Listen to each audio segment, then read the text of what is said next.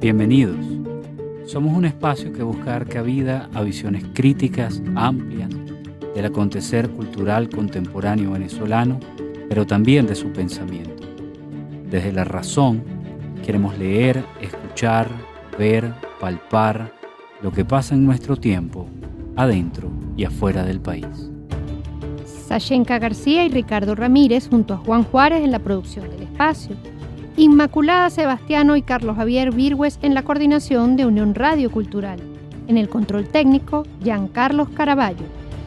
Abrazados por la producción musical de Adrián Van Burkon, estamos listos para traerles otro episodio de Alfabeto del Mundo, deletrear lo que nos mueve. Hoy hablamos de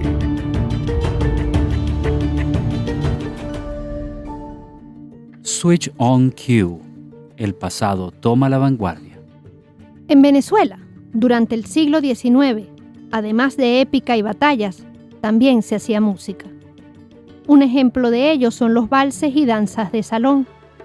Juan Francisco Sanz, en su libro Los bailes de salón en Venezuela, publicado por Fundación Bigot en 2016, habla de la trascendencia de los salones burgueses y su especial relevancia puesto que fueron una de las instituciones fundamentales de la Constitución de la Venezuela republicana.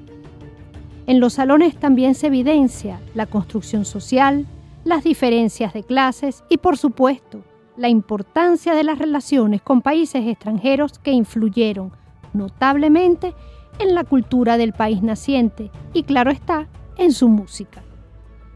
Pablo Hilario Jiménez, 1854-1932, recopiló en la ciudad de Quíbor, Estado Lara, danzas, contradanzas, valses y hasta polcas, en un manuscrito titulado Cuaderno de piezas de baile por varios autores. Este documento es tomado como referencia por Bartolomé Díaz y Félix Carmona para la producción de Switch on Cue, un exquisito repertorio de danzas venezolanas de salón del último tercio del siglo XIX, que es interpretado en tiempo real a través de sintetizadores analógicos de última generación. De este proyecto y con sus creadores hablaremos el día de hoy. Lo que piensa Ricardo.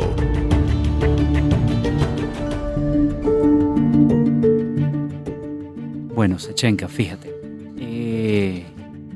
Hablar de baile y de danza en Venezuela, pues significa hablar de algo de larga data, que en la mayor parte de las memorias colectivas, y me gusta hablar de memorias colectivas porque no es una sola, digamos, desde Caracas o desde las ciudades, sino que comprende muchas ciudades, muchos pueblos y mucho campo también. Cuando nosotros nos sentamos a hablar de esto, generalmente nos remitimos primero a algo que viene de la Caracas del gomecismo, de una Caracas de retreta, que todavía en el imaginario sigue teniendo una presencia importante, ¿no? Un poco el baile público de los domingos en muchos aspectos, generalmente de día, después de la misa, y que cumplía pues claramente con unos patrones de socialización, ¿no? Y que heredamos de Europa completamente. Uno puede registrar algunas cosas de estas en términos de tradición, incluso en la narrativa francesa del siglo XIX y todas las exploraciones que pueden haber, ¿no? Yo siento que ese imaginario que nos viene de la retreta luego se extrapola a otras tradiciones de la danza y del baile que recorren década a década del siglo XX, que incluso puede llegar a nuestra adolescencia. O sea, nosotros somos un país en donde tú ibas a una fiesta y cuando eras un muchacho, quinceañero, etcétera, habían unos protocolos, o sea, para ir a sacar a bailar a una muchacha, que la muchacha lo aceptara y tú ibas y bailabas. O sea, pero estamos hablando de unos protocolos que tienen décadas y décadas y décadas atrás, ¿no? Es decir, hay una tradición del baile, hay una tradición de la danza que nos viene desde el siglo XIX, pero generalmente como imaginario nos encontramos como límite o como elemento más antiguo tiempos del gomecismo, ¿no? A mí eso siempre me ha llamado la atención y es una de las cosas que grandes investigadores en Venezuela desde diferentes disciplinas han empezado a rescatar, y es ese mirar al siglo XIX venezolano que sigue siendo profundamente desconocido, que generalmente tiene algunas fechas centrales, ¿no? Todo lo que significó el periodo de la independencia hasta 1830, los diferentes periodos presidenciales, la guerra federal, pero cuando uno acerca el zoom, ¿verdad? Hay muchas cosas que no sabemos, y entre ellas está esta cultura de la danza que va en paralelo a otras culturas que hemos heredado, como la de el consumo del café, como la de diferentes elementos en términos gastronómicos, y también una manera, digámoslo así, de llevar la vida, y que no es algo que vino desde hace 10 o 20 años. Nos gusta el inmediatismo cronológico a la hora de pensar en un pasado, y lo cierto es que tiene mucho tiempo. Y yo siento que este trabajo sobre el que nosotros vamos a hablar aquí hoy tiene algo muy importante para poder llegar a gente que le interesa la música, porque tiene una interpretación, tiene una reinterpretación, digámoslo así, que yo considero que es magnífica. No sé qué te parece a ti. Coincido, Ricardo, y creo que de verdad va a ser un programa en el que vamos a aprender mucho, sobre todo aquellos que no tenemos una formación formal musical. Sin embargo, en las pesquisas, cuando decimos que estaremos hablando sobre danzas y bailes del siglo XIX, yo hice mi propio ejercicio de memoria, incluso escolar, y realmente eso, el XIX solamente lo estudiamos vagamente y muy cifrado hacia la batalla, hacia lo épico, lo heroico, lo militar. Ojo, no es que no fuera importante, efectivamente en el siglo XIX empezó a configurarse la República de Venezuela. Eso no es cualquier cosa. Hay un cambio sustancial en el modo de ver la vida a partir de allí. No es lo mismo ser colonia de un reino, ¿no? Ser súbdito a ser ciudadano, igual. ¿Qué es lo que ofrece la República? Dejar de ser súbdito y pasar a ser un ciudadano con igualdad de derechos. Sabemos que hay matices en esto y que se fue construyendo en el tiempo. Ya cambia nuestra relación con la vida.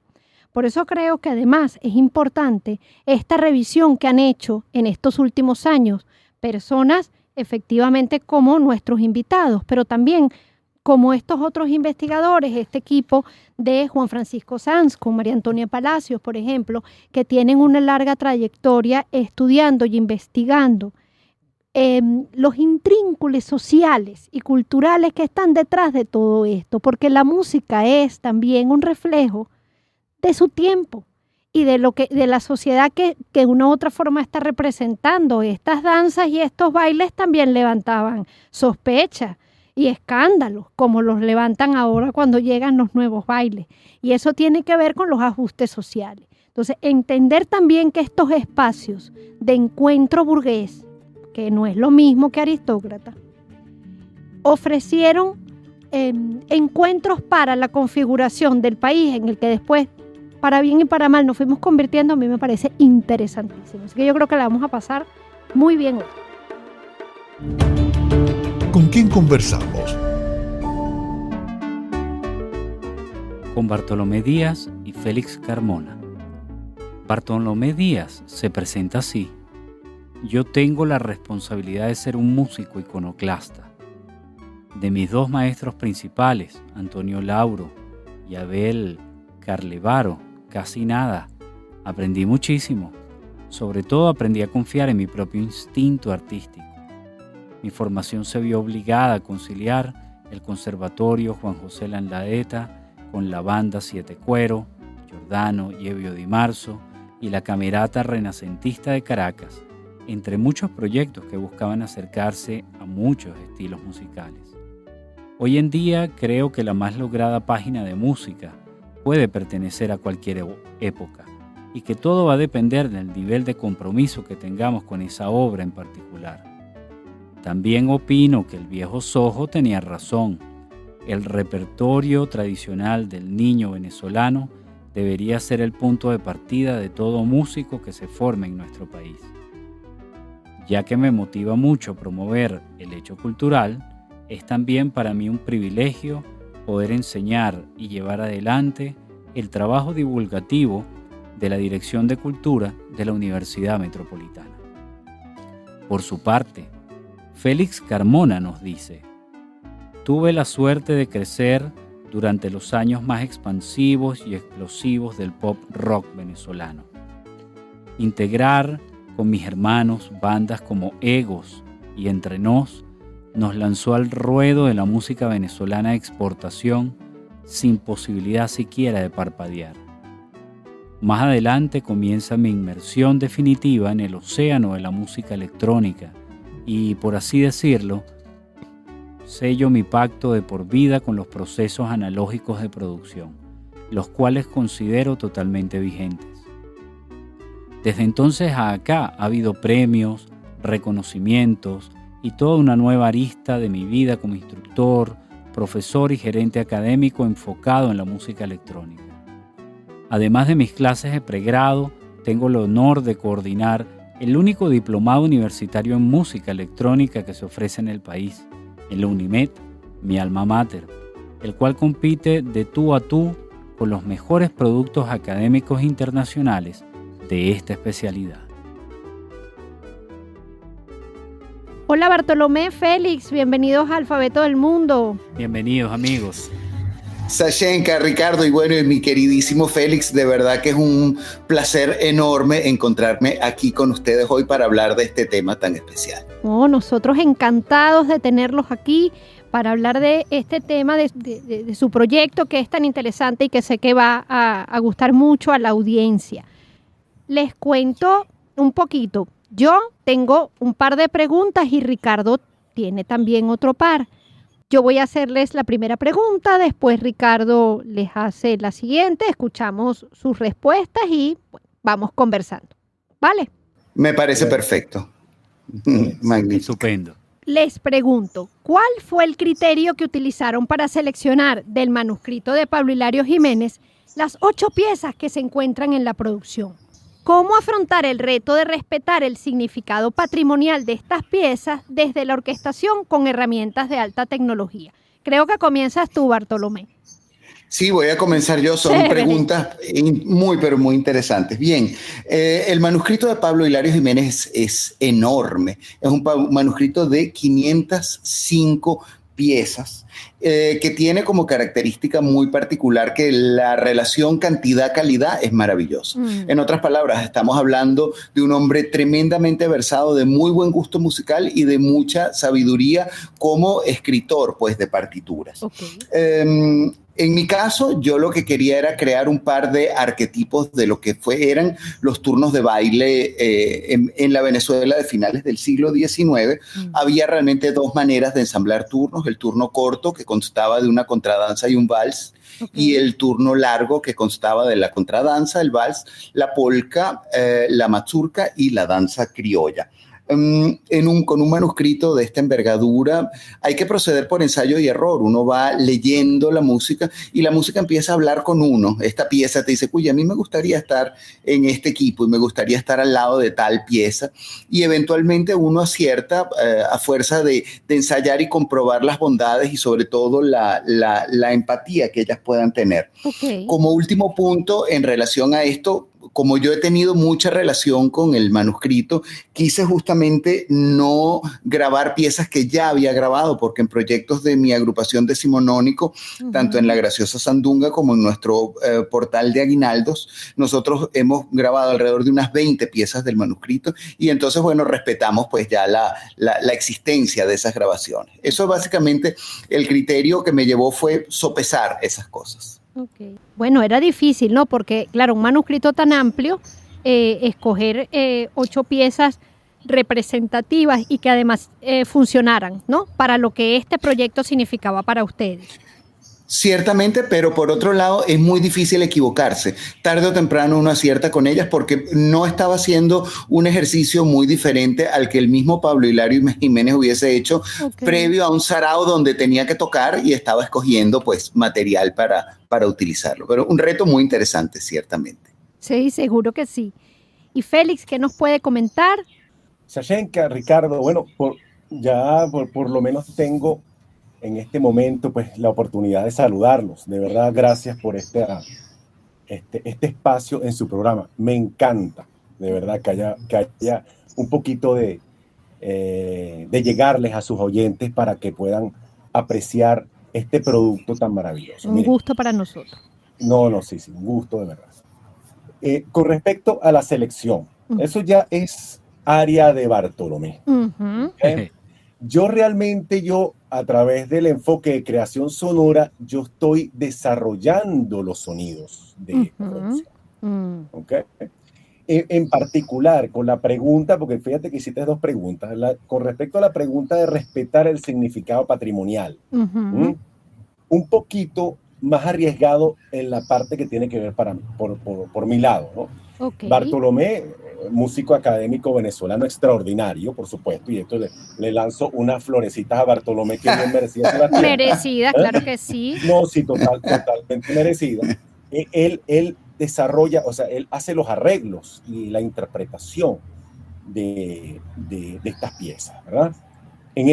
Hasta ese punto, él respeta, digamos, de forma tradicional lo que tiene que ver con el significado patrimonial. Pero ¿qué pasa cuando pasamos ya a la etapa en donde tenemos que hacer sonidos electrónicos para lograr esta producción? Ahí es donde yo te puedo decir, Sashenka y Ricardo, les puedo decir que es un proyecto audaz. Sin duda. Sí. Sin duda. Es un proyecto audaz. ¿Por qué? Porque la manera para lograr respetar este significado patrimonial es buscar de alguna forma acercar los sonidos electrónicos, esta síntesis de sonido que se hacen en estos aparatos analógicos, acercarlos a los timbres de esos instrumentos acústicos tradicionales, por ejemplo, el cuatro o el arpa, o instrumentos acústicos como el piano, el clarinete, el contrabajo, el violín, que eran los utilizados en aquella época, en el siglo XIX, para hacer, para interpretar esta música y para lograr estos saraos. Definitivamente, por ese lado vamos respetando y hemos logrado, por supuesto, que haya sido bien recibido por todos aquellos músicos académicos venezolanos, muy respetables, y también mucha de la audiencia de todas las edades que nos han dado muy buen feedback. Sí. Magnífico. Le voy a dar la palabra a Ricardo, que también quiere comentar algunas cosas. Okay. ¿Qué tal, Bartolomé, Félix? ¿Cómo están? Gracias. Felices de estar aquí, de verdad. Sí, feliz. Mira, yo quisiera que me hablaras un poquito más de cómo es el proceso de incorporación del uso de sintetizadores analógicos para producir música electrónica. Ok, Ricardo, mira. La música electrónica, los dispositivos electrónicos, tienen la característica de amoldarse a poder, con buen criterio y por supuesto entendiendo las reglas de la síntesis de sonido, poder acercarse a la sonoridad que uno está buscando, ya sea acercarse a un instrumento musical o acercarse a algún sonido particular. Ahora nosotros, la parte de Bartolomé, que interesante, porque es muy interesante, fíjense qué audaz es esto. Bartolomé hace sus arreglos, pero él interpreta en la guitarra. Pero la guitarra tiene un aparato para detectar que esas notas que él está tocando automáticamente se están grabando en formato MIDI. Ese MIDI, que es el lenguaje con que yo puedo hacer que estos maravillosos sintetizadores analógicos hablen, ese MIDI, digamos, forma parte de es lo que hace que ellos suenen. Le dicen la nota, le dicen el tiempo, le dicen la duración, etcétera, etcétera. Y los aparatos ajustados, obviamente, para acercarse a estos timbres sonidos de estos instrumentos acústicos, ellos crean algo maravilloso. Ahora, nosotros lo hacemos a través de estos sintetizadores analógicos. ¿Por qué sintetizadores analógicos? Es una de las cosas que es muy discutida, pero un poquito así como para resumir, porque estos aparatos son los que realmente tienen la posibilidad de generar o procesar fluctuaciones de voltaje que al final terminan moviendo los conos de las cornetas. Acuérdense que todo esto es una fluctuación de voltaje. ¿Okay? Sí. Estos aparatos analógicos de verdad crean estas fluctuaciones de forma infinita, porque acuérdense que el digital va pasando de 1 a 2, de 2 a 3, son brincos numéricos que a la hora de verlo en un sintetizador digital de la computadora, o que escucharlo, uno puede percibir que son más fríos, que son más, ¿cómo les explico? Son menos cálidos, tienen menos más, flexibles. Sí, se oye más artificial. Okay. Aquí la idea es lograr que haya ese sentir cálido, ese sentir, ¿cómo les explico? Natural.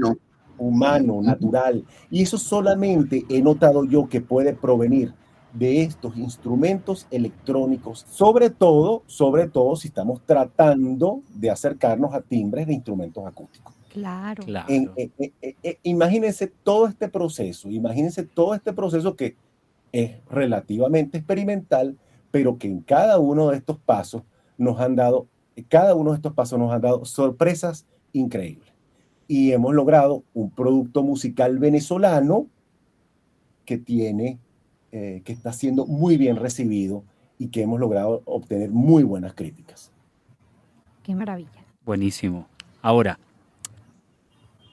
en los últimos años, muchos investigadores desde diferentes áreas han explorado el siglo XIX venezolano. ¿Por qué este afán? O sea, en verdad es un siglo que tiene tanto que ofrecernos. O sea, no se supone que el siglo XIX venezolano es un siglo negro, lleno de batalla y hambre. O sea, ¿qué más sucedió ahí?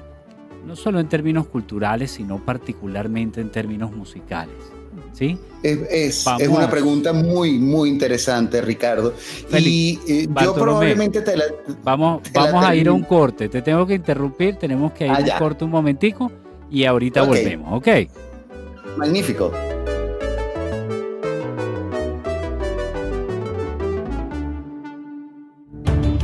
¿De qué hablamos cuando hablamos de Switch on Cue? El pasado toma la vanguardia.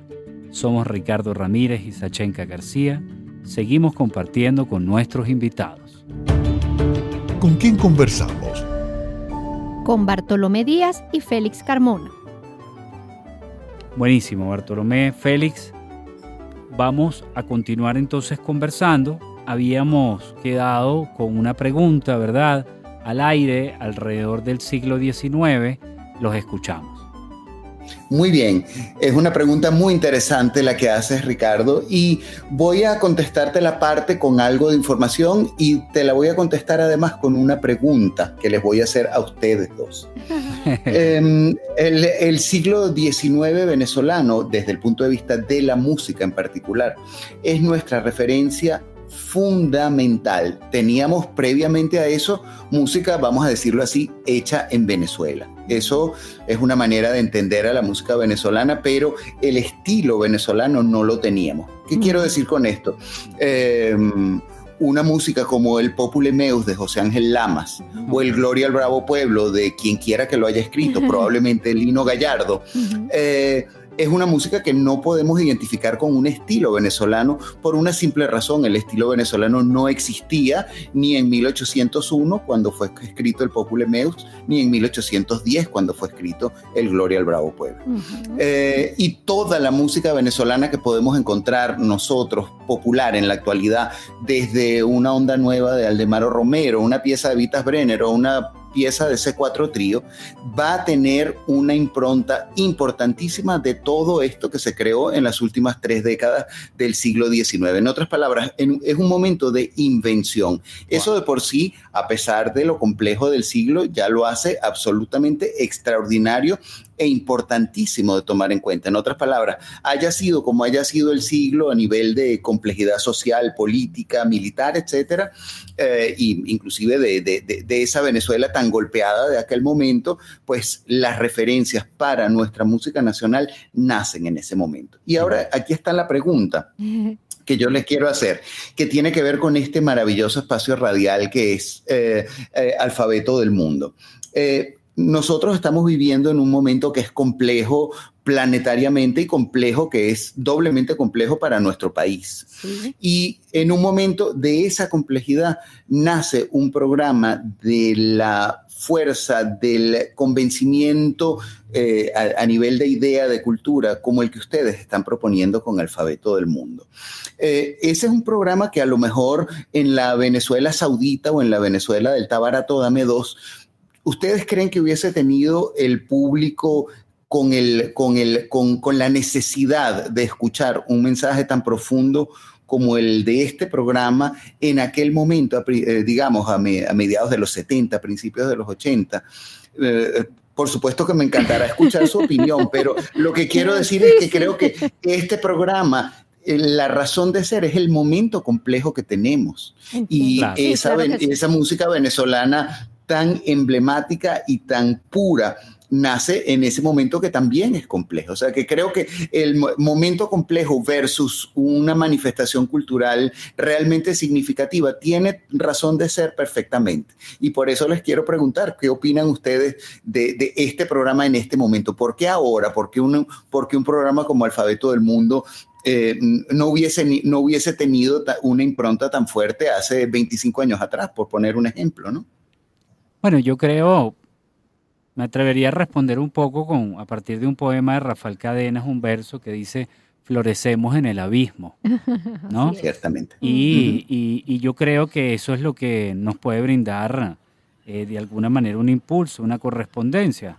En estos días estaba releyendo un libro muy importante de Susan Sontag, Ante el dolor de los demás, y en donde ella habla un poco de lo que significa la experiencia, pues, del dolor del otro, y en donde tiene mucho que ver sus años, 2 años, donde viajó muchísimo a Bosnia, ¿verdad? A Sarajevo en tiempo de la guerra de los Balcanes, y lo que significó la experiencia de presentar obras de teatro en un contexto de guerra como ese. Bueno, yo creo que nosotros estamos un poco en la misma circunstancia, ¿no? Simplemente con los recursos, con las posibilidades que tenemos, uno trata de dar algún tipo de aliento, y a veces no solamente aliento, sino quizás un golpe en la boca del estómago, ¿verdad? Como para reaccionar y reflexionar un poco, ¿no? Entonces yo creo que vamos un poco por ahí. No sé qué piensas, Shein. Sí, yo te diría, Bartolomé, antes de, por supuesto, seguir escuchando toda esta explicación tan rica, también, claro, Alfabeto del Mundo, el programa, es hijo de su tiempo, un tiempo donde también la venezolanidad está escindida y que quizá en otras épocas no nos planteamos, es más, hasta tiempos muy recientes no nos imaginamos vivir una venezolanidad escindida como la que estamos viviendo ahora, y eso nos pone sobre la mesa la necesidad de mirarnos y de reflexionarnos a partir de allí. Sí. Entonces creo que por ahí también va, ¿no? Tu intención al no solo hacer la pregunta, sino en la disertación. Entonces, sí, ciertamente. Te escuchamos. Yo tengo otra pregunta para ustedes. ¿Por qué creen ustedes? Yo creo que ya lo hemos ido respondiendo, pero vamos a concretar un poco o a darle un poco de forma a esta respuesta, ¿no? ¿Por qué es importante traer al presente esta música y qué respuesta ofrecen las nuevas audiencias? Eso es muy, muy interesante de saber. Sí. Félix, te animas con eso, por supuesto, ¿no? Por supuesto, sobre todo, Sasha, porque nosotros de la Universidad Metropolitana a través de música electrónica y asignatura, en mi caso mi asignatura que es música electrónica, que es una electiva de pregrado. Ujú. Yo me siento que estamos formando posibles compositores, intérpretes, músicos electrónicos. Ok. ¿Okay? Nosotros, esa formación, sobre todo del diplomado, y de mi parte a través de cursos y talleres, online, por cierto, ¿okay? busca adecuar esa percepción que puede tener este joven venezolano, que al mismo tiempo ahora se topa con un proyecto que tiene, que fue compuesto a finales del siglo XIX y que entonces ahora él tiene la oportunidad de escucharlo y asimilarlo e identificarse con él, sin perder la venezolanidad que viene dentro de esta música. Claro. ¿Okay? Pero definitivamente es importantísimo tanto para no importa la edad, en verdad, ¿okay? Pero los jóvenes, sobre todo los jóvenes, que están siempre buscando la innovación, que siempre están pendientes de la internet y el YouTube y todas estas cuestiones de internet, y que tiene que ver también con música electrónica, porque también la música electrónica es algo, que es de los años 50 para acá, Sí. es una música muy reciente. Sí. ¿No? Nosotros vemos que ellos se sienten inclinados, digamos que curiosos a la hora de escuchar música venezolana con esta esencia de sintetizadores analógicos. Qué bueno, qué bueno. Claro, por supuesto. Bartolomé, ¿tienes algo que comentar también a este respecto? Sí, seguramente. Mira, yo en mis tiempos de estudiante bajo Antonio Lauro, que es uno de los enormes privilegios que he tenido en mi vida, pues como ser humano, uno de los grandes privilegios de haber estado pues bajo el ala de Lauro un largo tiempo. Recuerdo que cuando sus discípulos, tanto de guitarra como de formas musicales, de armonía, de composición, íbamos a él, pero con una actitud de elogio permanente, porque era un titán, era un héroe de todos nosotros, ¿ok? Recuerdo que él siempre nos decía, muchachos, pero piensa en una cosa, yo simplemente estoy llevando a mi propio lenguaje los modelos que aprendí justamente de la Venezuela de ese momento. En otras palabras, él no se consideraba que estaba inventando absolutamente nada nuevo, sino que estaba llevándolo al lenguaje del instrumento que él tocaba. Pero en otras palabras, Lauro nos enseñaba con eso, que lo importantísimo del último tercio del siglo XIX venezolano en relación a lo musical es el arquetipo que nace allí. Y sobre todo, hay realmente una identificación de algunas de estas músicas, en particular del vals venezolano y de la danza venezolana, lo que hoy en día entenderíamos como un merengue, que terminan siendo realmente como una marca distintiva que ya separan estas formas de lo que era el romanticismo tardío europeo de aquel momento y que ya nos dan una música nacional identificable en cualquier lugar del planeta. En otras palabras, estamos hablando del momento en que, si lo fotografiamos correctamente, el arquetipo de la música venezolana se establece para el resto de los tiempos. De ahí en adelante simplemente ya no podemos inventar el agua tibia, porque ya acaba de ser inventada. Así, es así. Sí, muy bien.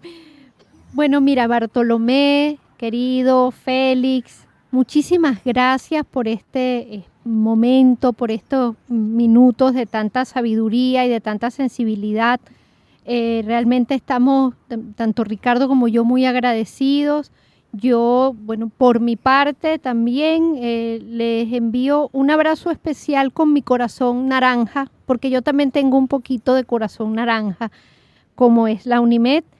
Y espero que nos podamos volver a encontrar. Sé que ya está Switch on Cue, segunda parte, en camino, así que podremos seguir conversando de esto seguro que más adelante. Un abrazo enorme de mi parte Fíjate, para ambos. Fíjate, Sashenka, ¿Sí? sí, pero déjame comentarles a tus oyentes, por favor, es Por importante favor. dónde pueden escuchar esta maravilla. Exactamente, eso te iba a preguntar yo.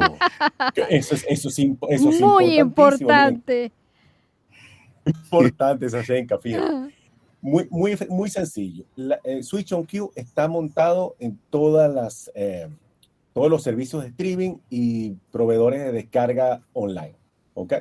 Estamos hablando de que los oyentes, sus oyentes que nos están escuchando, por supuesto, pueden escuchar esta producción por Spotify, que es el clásico de streaming, pero también está en Apple Music, en YouTube Music, en Amazon Music, en Deezer, en Tidal.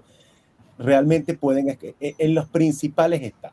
Y también pueden comprar el disco y descargarlo a través de, por ejemplo, hay un proveedor muy famoso en electrónica que se llama Beatport, y hay otro también que se llama Juno. ¿Okay? Wow, Genial, si genial. no pueden, porque no tienen el acceso a Spotify o porque, qué sé yo, lo que sea, pueden visitar mi página web, que allí pueden también escuchar la producción, felixcarmona.net. ¿Okay? Genial. Genial. Así que no hay excusa. No. Buenísimo. Muchísimas gracias, Félix. Muchísimas gracias, Bartolomé. Claro, no hay excusa. Bueno, invitamos a todos a escuchar Switch and Q y les aseguro que les va a encantar. Un abrazo. Qué bueno. Chao, chao. Muchísimas gracias a ambos, Ricardo y Sashenka. Un gran abrazo, de verdad, y 1.000.000 de gracias. Hasta aquí nos trajo el río. Bueno, querida Sashenka, yo creo que hemos tenido un programa muy singular.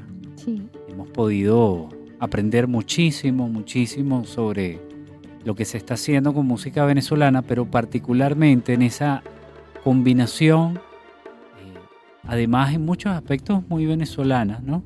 Solo que no tiene la suficiente prensa, de investigación académica, ¿no?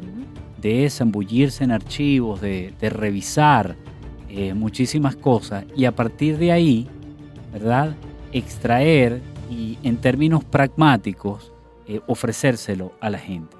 Y esa combinación, ese trabajo con la música electrónica a mí me parece que es magnífico, me parece que es universal. O sea, yo puedo imaginarme a alguien en cualquier lugar del mundo, pues en una fiesta y que esté sonando, Sí. ¿verdad? Switch and Q, y a través de una interpretación de música electrónica con instrumentos analógicos podamos escuchar danzas venezolanas de fines del 19, ¿no? ¿Cuánto no hay detrás de eso en cualquier cantidad de planteamientos musicales y de reinterpretaciones a partir de música como la de Buda Bar o lo que pudo haber hecho aquí Maserati 2 litros y otros? Me parece que tiene una gran riqueza y que permite además una interpretación que va más allá de el escucha, ¿no? Venezolano. Entonces ahí creo que hay un plus y hay una posibilidad de llegar a muchísimas audiencias. No sé qué piensas tú. Coincido, Ricardo, y además me parece que haber ofrecido este espacio que nos enriquece a nosotros también, que no somos expertos en música, es una forma también de demostrar o de traer a la radio, a nuestro espacio, esa reflexión que hacemos muchas veces en torno a lo pop o a lo popular. Esta música que ofrecen Bartolomé y Félix en Switch on Q es una música que pendula entre lo popular de una época y la rigurosidad en digamos, a nivel compositivo y también, por supuesto, a nivel de ejecución de músicos profesionales y además académicos. Eso quiere decir que la música en su sentido culto tampoco tiene por qué estar alejada de las audiencias, de las grandes audiencias, sino todo lo contrario. Podemos encontrar mecanismos para hacerlo de una forma respetuosa, que no la desvirtúe, sino al contrario, que la potencie y que la acerque a los públicos que seguramente no los conocían, porque si para nosotros, Ricardo, el siglo XIX estaba lejos, no te quiero contar para un muchacho de 15 años ahorita. Exacto. Eso está lejísimo. Entonces, es una buena forma, además, de darle un lugar en el presente a nuestro pasado cultural. La etiqueta Nuestra Música.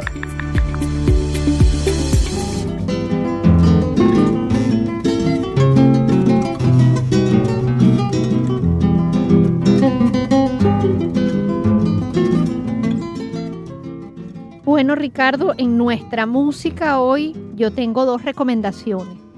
Como hija de guitarrista clásico y después también eléctrico, pero en mi infancia mi papá estudiaba guitarra clásica y bueno, practicaba muchísimo, ensayaba en la casa y bueno, para mí el recuerdo de Natalia, el vals de Antonio Lauro, es una memoria obligada de la música del país. Es además una pieza de ejecución casi virtuosa para los guitarristas. La anécdota de Sting, el cantante y guitarrista, tratando de tocar esta pieza, dice, esta es una pieza que solamente tocan los mejores guitarristas.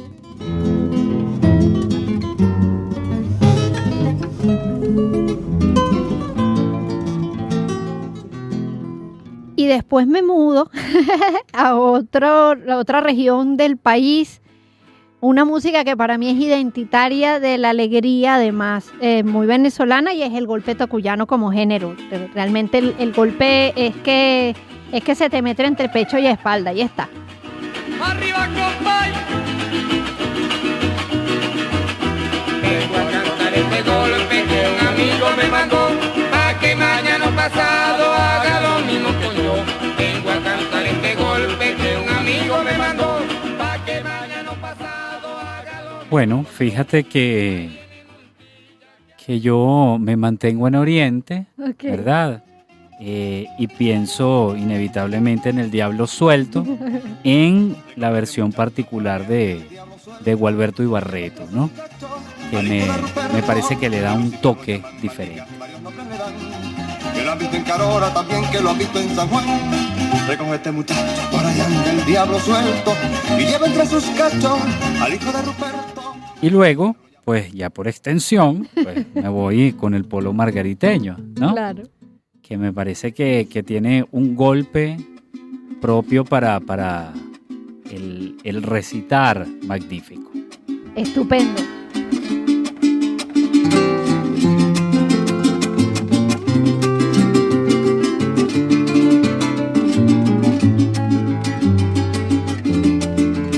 El cantar tiene sentido, entendimiento y razón. En el próximo encuentro, Hacer teatro en Venezuela. Jóvenes en las tablas. Y tendremos como invitados a Daniel Dagneri y Sara Zócar. Muchas gracias, amigos, por habernos acompañado. Esto es Alfabeto del Mundo, deletrear lo que nos mueve. Somos Unión Radio Cultural y la radioescuela de Unión Radio. Pueden seguirnos por Instagram, @Alfabeto del Mundo. Todos los programas se encuentran disponibles a partir del día lunes en el canal de YouTube de la radioescuela de Unión Radio.